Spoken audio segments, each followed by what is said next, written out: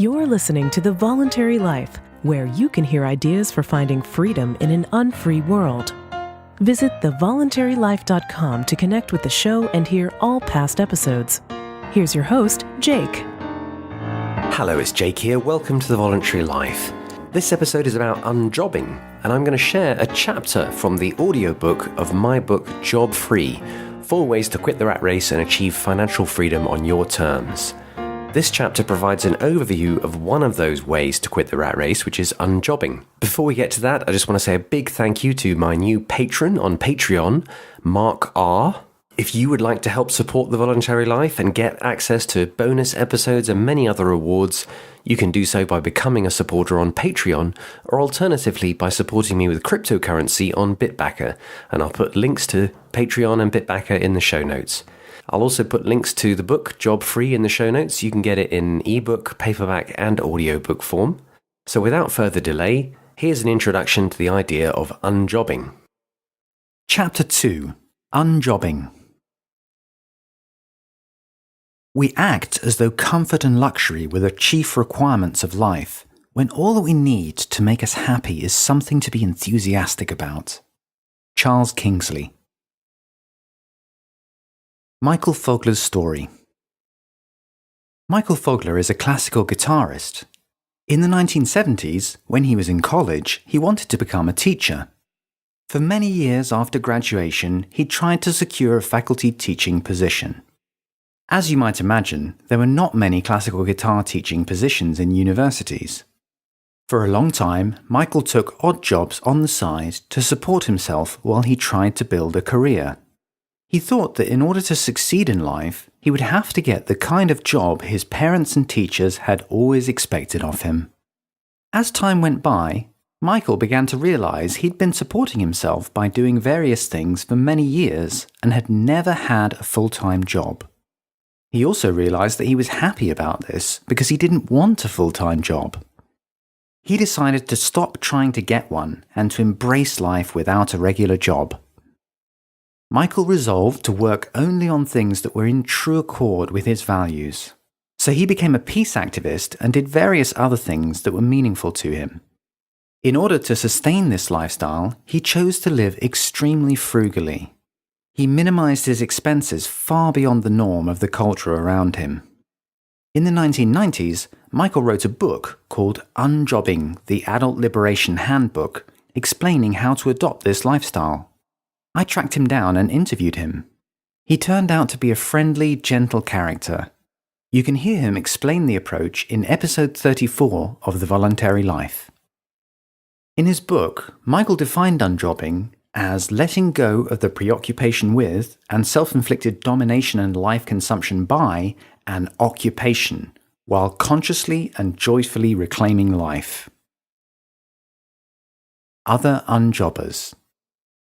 Many people have developed lifestyles similar to the unjobbing concept described by Michael. Linda Breen Pierce writes about simplifying your lifestyle and consumption habits, which many consider an integral part of unjobbing. She left a career as a corporate lawyer to pursue a life of voluntary simplicity in the 1990s. She undertook a study of 211 people who made similar choices and summarized her findings in the book Choosing Simplicity. Elliot Hulse is a strength trainer and YouTube personality with a mission to help others become the strongest possible versions of themselves, physically and mentally. Although his personal style is very different to that of the gentle peace activist Michael Fogler, I see many similarities in the approach that Elliot Hulse developed. Elliot created a non-job manifesto embodying his version of unjobbing principles. Elliot emphasizes the link between living more authentically and being able to get paid for your work. Your authentic passion is your unique selling point. It is the reason that people take interest in your business. Therefore, your personal development is integral to the commercial viability of activities that you find fulfilling. Here is how he described it to me. Quote, "You're probably going to really suck in the beginning, but you need to suck because that is the soil through which the greater version of you, the one that's going to earn, comes from. People come to you for your expertise, but they stay with you because of the character or the personality that is presenting it. You've got to be more expansive than just your expertise. It doesn't mean you've got to learn new things, but what you've got to do is share your experiences beyond the expertise in order for people to get to know, like, and trust you. End quote. The mindset behind unjobbing. Unjobbing is a way to live a job-free lifestyle without having achieved financial independence. Rather than aiming to retire early, unjobbers seek to redesign their working lives to remove the aspects of work they don't feel fulfilled by doing. In return, they recognize that they will not receive many of the benefits that regular employees receive. This trade-off is one that unjobbers are willing to take. The concept of unjobbing is to create your own program for workplace fulfillment by creating your own work. Instead of asking, "How can I find a great job?" it starts with a question, "How can I make money doing something I find fulfilling?" Unjobbers want to work without commuting, fixed hours, and the other typical disadvantages of many jobs.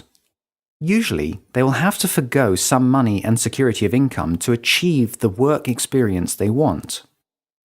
Unjobbing is closer to an entrepreneur's outlook than it is to an employee's outlook, although not all unjobbers choose to become business owners. Many unjobbers are freelancers or part-time employees with multiple income streams. From the unjobber's perspective, if you don't feel fulfilled in your working life, then it is your responsibility to do something about it. After all, only you can create the conditions of your own fulfillment. The cultural conditioning towards employment is so strong that people tend to be oblivious to the possibility of designing their own working life. Redesigning your working life for maximum fulfillment leads you to make choices outside traditional career paths. The unquestioned norm is a career comprised of employee positions. Most people don't think about the alternatives open to them. In Michael Fogler's view, the very idea of career can be a hindrance itself, as it puts many people on paths that are not fulfilling. He writes, quote, "This was the message, and it was a strong one, handed to us by society at large through our parents. The message was clearly this: yes, you should try to be happy and fulfilled, but keep your life focused on your career." End quote. Unjobbing is incompatible with the idea of spending years of your life doing things you don't want to do in order to eventually make it. Unjobbers choose not to concern themselves with how a life choice might look on their resume or curriculum vitae. Instead, their criterion for choosing what to do is whether they love doing it. How unjobbing works. Unjobbers do not make career choices that require them to defer happiness for the sake of high pay. Instead, unjobbers seek to hack their working lives to find a way to do only the things that they love. If you choose a life working only on projects you love, then it doesn't feel like work. You would do it for free. But the question is, how do you hack your work to achieve this? Unfortunately, working on things you love often doesn't pay well. Unjobbing usually has the following consequences. You will probably earn much less income, at least at first, if you don't earn money from a typical job. You are unlikely to have the same predictability of income that goes with a typical job. You probably will not find an employer who's willing to redesign a job for you in such a radical way that it meets all your requirements and still gives you enough income for a typical consumption lifestyle. Unjobbers have to develop a strategy to deal with these consequences. How can you free yourself of the need for a significant chunk of income so you have more flexibility in deciding how to earn money? How can you replace a job with income from other sources? Typically, the unjobbing strategy comprises 3 aspects. Number 1. Voluntary simplicity. Given the possibility of lower income, unjobbers usually seek to radically cut their spending and use far fewer resources. As a start, they avoid many expenses related to a typical job. The biggest potential comes from adopting a minimalist lifestyle that emphasizes simplicity. Number 2. Frugal living. Given the lower predictability of income, unjobbers design their lives for far greater efficiency in their use of resources. They pursue a lifestyle of extreme frugality. Number 3. Multiple income streams. Multiple income streams often enable unjobbers to have a more entrepreneurial approach to earning money from various side hustles. Voluntary simplicity. Since the most obvious downside of not doing work that you dislike is the lowering of your income, unjobbing forces you to reevaluate your spending patterns. The activities you love doing may not make much money in the marketplace. If you want to support yourself from such activities, you may have to live more frugally. For many people taking this approach, the consequence is that they live a lifestyle of voluntary simplicity, at least in the short term. You may have to make do with less material comfort in order to create the life you want, especially in the early stages when you are getting started. This is how Elliot Hulse described the mindset. Quote, "You don't need an iPhone and cable TV in your home. You don't need a Mercedes-Benz. You don't need fashion designer clothing. You don't need to eat expensive food. You need a little bit of food for your belly so that your mind can think and your body can grow and be healthy, and then you go to work. What's wrong with living in your car? I was never afraid to live in my car. I told my wife, look, if this doesn't work, there might come a point when we're going to live in my car. We had all sorts of plans for the first bill that we were not going to pay. We had it all planned out, and not because I was expecting failure, but because I wasn't going to stop. The only thing stopping most people when it comes to the whole money situation is that they don't realize that they can live on far less than they think they need." End quote. Some people see a lifestyle of voluntary simplicity as a positive benefit in itself. They take an approach of conscious minimalism, deliberately choosing to sell or get rid of as many possessions as possible. In doing so, they have less stuff to maintain and they recover value from possessions that they don't really need. Georgia Levitt is an entrepreneur and stay-at-home mother of 4 living in Las Vegas. When I interviewed Georgia on The Voluntary Life, she described her own journey to simplification. Quote, "5 years ago, I decided to become an entrepreneur and work for myself. In that process, working from home, I discovered that I had a lot of assets in my house that I could convert into cash while I was starting my own business. I pretty much sold everything excess to our needs. This allowed me to stay home, to start my career, and to be with my 4 children. It gave me some flexibility, and it was a great way to bring in extra income while I was doing my own business. What I really noticed as I did this was that I felt freer. I wasn't bogged down by trying to get things repaired or trying to find a place to store things when I wasn't using them. I really took pride in the fact that we had a place for all our stuff. There wasn't anything just lingering around. If it didn't have a place, then we didn't need it. How many of us have actually lost something because we have so much stuff that we don't even know where it is if we went to go look for it? Normally, my rule of thumb is that I get rid of something if I haven't used it in the last year, and if I can easily replace it. So I have a few things that I wouldn't get rid of, like the dishes that my grandmother gave me, but I don't hold on to a lot of other things. I don't collect anything. I tell people that I collect money. I can find a place for that easily." End quote.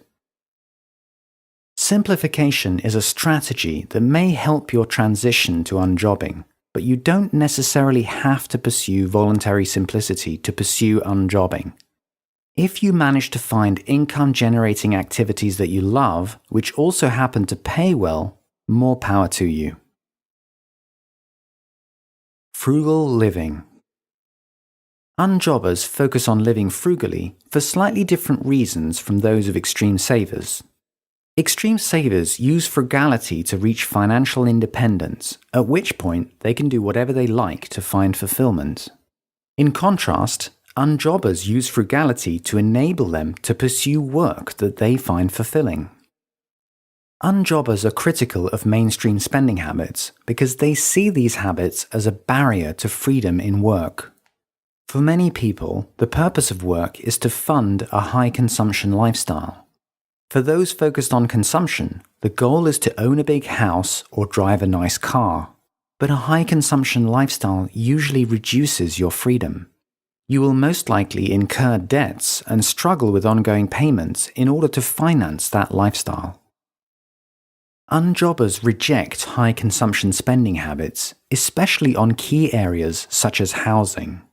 Buying a home is just the first rung on a property ladder of spending for many people. The standard pattern is to upgrade your home regularly throughout your life, piling more of your money into housing expenditure. Every time you trade up your property, you end up spending a lot of money. Purchasing a house usually involves significant debt that until recently most people didn't believe was a risk at all. The property bubble of the early 2000s led many to believe buying a house with a mortgage was a sure bet. A house's value could never fall. The last housing market crash proved this belief to be disastrously mistaken.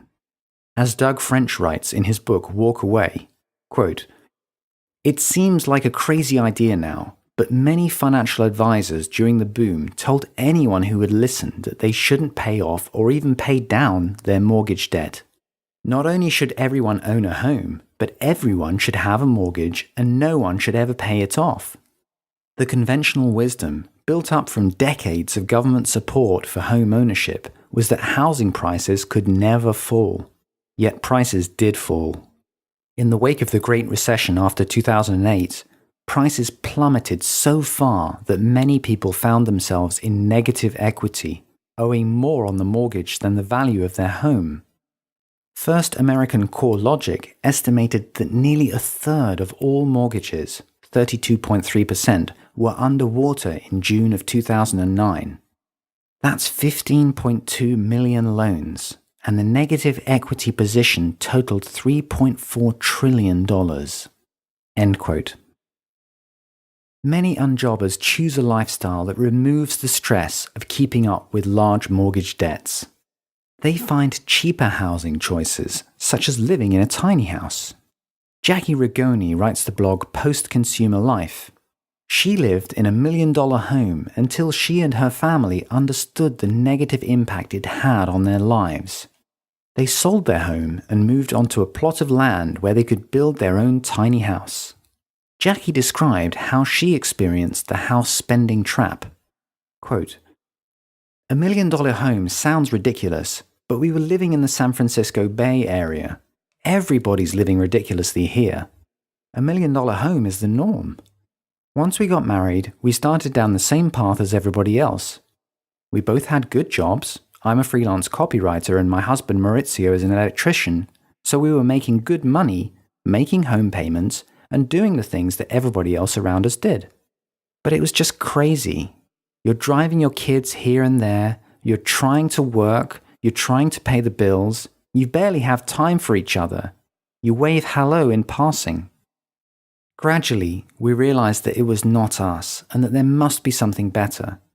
Up front in a mortgage, you're mostly paying interest. So after paying thousands of dollars each month in mortgage, we were barely owners of a mere part of that home. Nobody really owns their own home until they're old, if ever, because everyone keeps on refinancing and resetting the clock. 100 years ago, everyone made their own home, or they would rent. It's a really new phenomenon that all of us are working our butts off to pay a mortgage. End quote.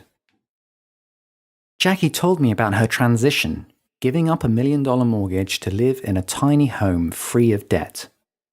Quote, "As my kids were getting older, I felt like my time with my kids was like trying to cup water in your hands. You're squeezing your fingers together tight to keep all that water in, but slowly it's dripping out.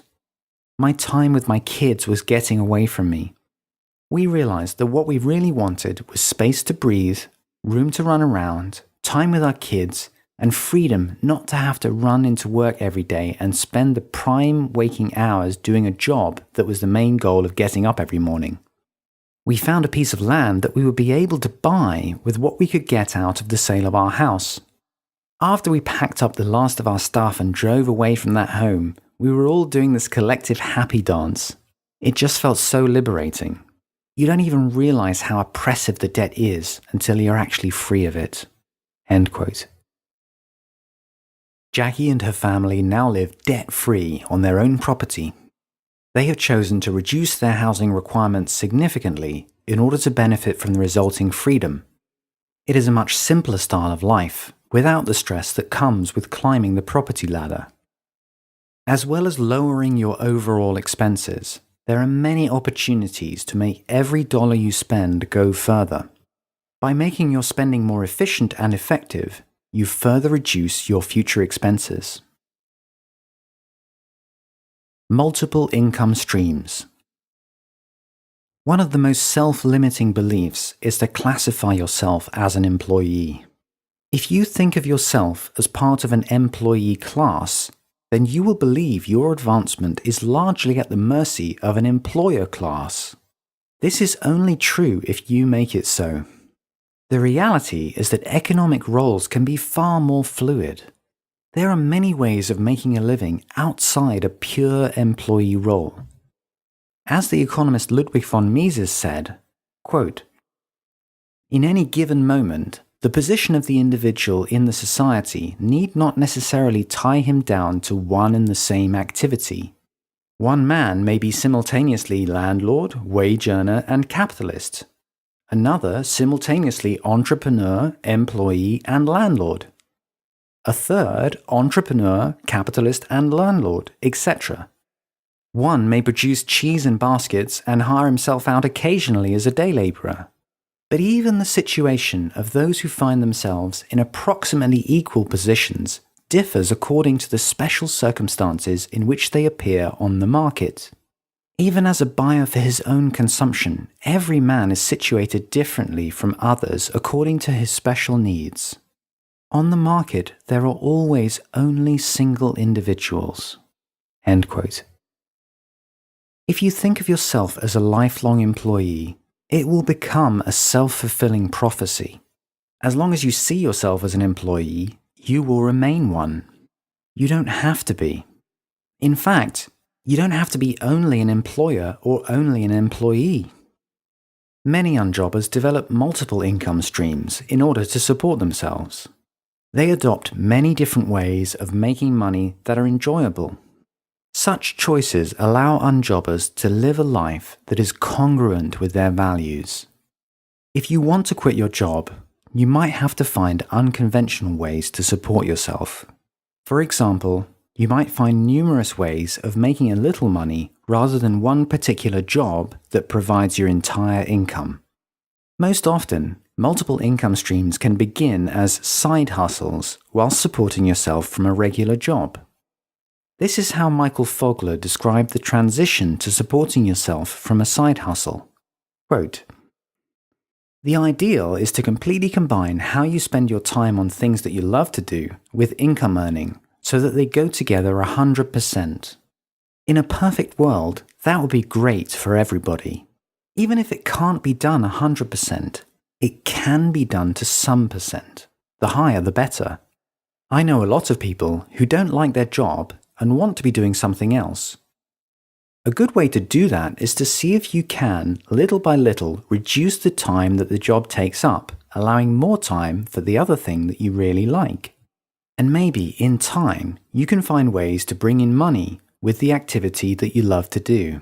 And little by little, those percentages can change. It may be a long process, but people feel better as long as they see that they are going in that direction." End quote. Unjobbers and taxes. Any attempt to lower expenses will be most effective if it addresses the biggest expenditures first. Taxes are typically the most significant household expense. The frugal living approach that Michael Fogler and many other unjobbers adopt is a low-tax strategy. Income tax is progressive, so the more income you earn, the less efficient your earning is in terms of after-tax income. Michael minimizes his tax liability legally because he runs his life on a low-income, low-expense model. He also actively seeks out ways to legally avoid taxation by responding to the tax code incentives. He learns all the legitimate deductions and utilizes them. For Michael and many other unjobbers, minimizing taxes paid to the state is not only a practical matter of reducing expenses, but also a moral issue. Michael points out that government originally created the income tax in order to pay for the high cost of waging war. Quote, "Most people do not realize that if it were not for wars and the preparations for wars, the income tax might not ever have been created. Wage earners under the income tax now needed to earn a much higher gross income in order to net what they were used to making prior to the income tax." End quote. Michael goes on to explain how his view of the ethics of taxation has informed his own approach to minimizing his tax liability. Quote, "Noting all of the out of alignment, for me, expenditures that the federal government makes, I decided that this was another major reason to get out of the job-dominated life. With a home-based life centered around truly living and serving, and not centered around increasing my money intake, I am also not sending my money to the US government. I believe that there are simpler, more joyous, more truly democratic, people-empowering, and more effective ways of creating our common good than by channeling our money through a large central government. I believe that I have the right to live according to my conscience, and that I have the right to freely exercise my consciously held beliefs as long as that exercise harms no one else. How could I, as a peace activist, work for peace and pray for peace and then pay for war, environmental destruction and corruption? I avoid paying federal income tax in ways that, even according to the IRS, are legal." End quote. Michael is making a moral argument as to why he aims to reduce his tax by every available means. Tax avoidance is integral to living according to his ethical code. Things to consider about unjobbing. There are pros and cons to each strategy for job-free living. The main advantage of unjobbing is that you can achieve job freedom much faster than with other strategies. For example, saving for financial independence takes many more years. I see the goal of unjobbers to only work on projects that give them fulfillment every day as a positive vision for life. The main disadvantage of unjobbing is that it does not provide financial independence. Unjobbers still have to work regularly in order to support themselves. If you love your work, you might not consider this a problem because your work is an activity that you would do even if you didn't need the money. Nonetheless, unjobbing does not give you the flexibility and security that financial independence can bring. You will have to decide how feasible it is to rely on unjobbing for your income. In their book Your Money or Your Life, Joe Dominguez and Vicky Robin provide a critique of the feasibility of an unjobbing approach to earning money. Quote, "There is no guarantee that you will find someone to pay you to do what you feel called to do. It may take many years to develop your art or your research or your social innovation or your new technology to the point where those who have money want to pay for it. Most often, this has less to do with the real value of your work than it has to do with luck, chance, perseverance, connections, or a host of other factors. By giving up the expectation that you will be paid to do the work that you are passionate about, you can do both things with more integrity. You can make money to cover your expenses, and you can follow your heart without compromise." End quote. I imagine that unjobbing may be hard to sustain into old age. A young person might find it relatively easy to live a frugal life and support himself doing something fulfilling, even if it doesn't make him a huge amount of money. He might earn enough to support himself, but he may not be able to build up savings. It may be harder to sustain that kind of life if he has a family and his financial needs increase. It may also become unfeasible as he gets older, since you won't have passive income to fall back on. Nonetheless, there are examples of people who have unjobbed for decades. Michael Fogler is happily unjobbing in his 60s and had no concerns when I spoke to him about it. You just need to accept the consequences, especially that unjobbing will probably not provide financial independence. Further resources on unjobbing. If you would like to learn more about unjobbing, here are some further resources that I recommend. Podcast episodes. You can hear the interviews mentioned in this chapter in the following episodes of The Voluntary Life. Episode 34, Unjobbing, author interview with Michael Fogler.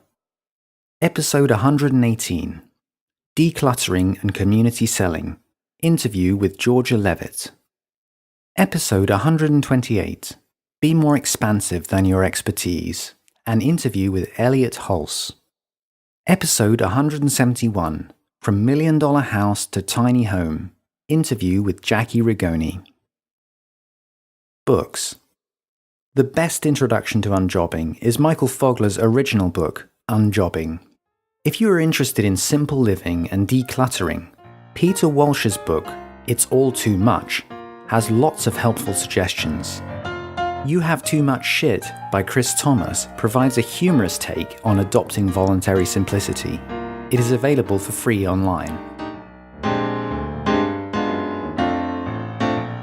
Thank you for listening to The Voluntary Life.